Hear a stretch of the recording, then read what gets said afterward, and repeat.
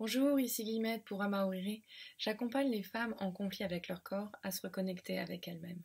Dans notre série de vidéos pour comprendre l'amour en conscience, pour comprendre la sexualité consciente avec Anne et Jean-François Descombes, aujourd'hui je vous propose de nous attarder sur la notion du désir. Être excitée, être désirante, est-ce que c'est vraiment très important ? Nous allons réfléchir ensemble à la bonne utilisation du corps féminin.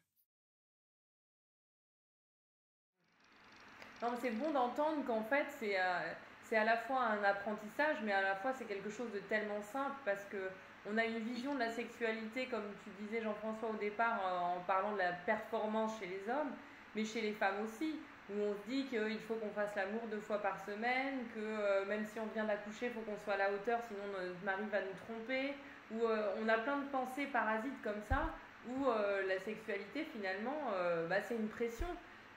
J'entends beaucoup parmi mes clientes des femmes qui disent ah mince, ça fait un mois, faut que j'y passe, ou alors ah mince, ah bah non mais j'ai plus envie, j'ai pas envie de faire du sport là, parce que la vision de la sexualité c'est vu aussi comme ça, en disant ah faut falloir que je sois active, faut aller au bout, puis je regarde le temps, et puis oh j'ai déjà pas le courage. Donc c'est vrai que quand je t'entends Anne nous dire mais non, en fait l'idée c'est de tout lâcher en termes de pression, de se relâcher, mais ça veut dire aussi relâcher son vagin, relâcher ses épaules, alors que dans l'imaginaire, dans les discours qu'on peut entendre, on se dit toujours ah bah faut serrer pour qu'ils sentent quelque chose, parce que moi j'ai accouché tant de fois, sinon ça va pas le faire, Et en fait d'entendre que pour pouvoir se reconnecter aux sensations de mon corps de femme, moi, mais aussi pour vous, hommes, pour vous reconnecter à vos sensations avec votre pénis, etc., faut que ce soit relâché, il faut que ce soit pas dur de partout, en fait. Donc, se dire je vais partager un moment de détente plus que de faire un quart d'heure sportif, c'est vrai que c'est une idée plus tentante. Mais il y a deux choses que j'aimerais dire par rapport à ce que tu as dit. D'abord, c'est qu'on associe l'acte sexuel à être excité. C'est-à-dire que dès qu'on aborde l'acte sexuel, on recherche l'excitation et même on construit l'excitation. Donc on fait des choses, on crispe des choses pour créer de l'excitation.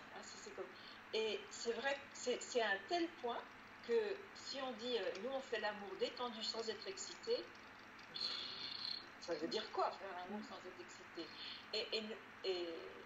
Et ben pour nous c'est vraiment une réalité. C'est possible de faire l'amour sans qu'il y ait beaucoup d'excitation. C'est une excitation. C'est comme si on est vivant, on est éveillé, les sensations sont là, mais on n'est pas fin fou excité.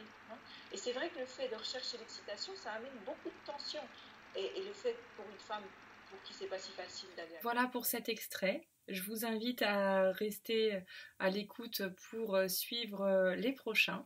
Si vous voulez en savoir plus sur Anne et Jean-François, je vous invite à lire leur livre, Le Slow Sex, S'aimer en pleine conscience aux éditions Marabout. Surtout, allez voir leur livre à eux qu'ils proposent et que vous pouvez aussi retrouver sur ma page aux éditions Almasta.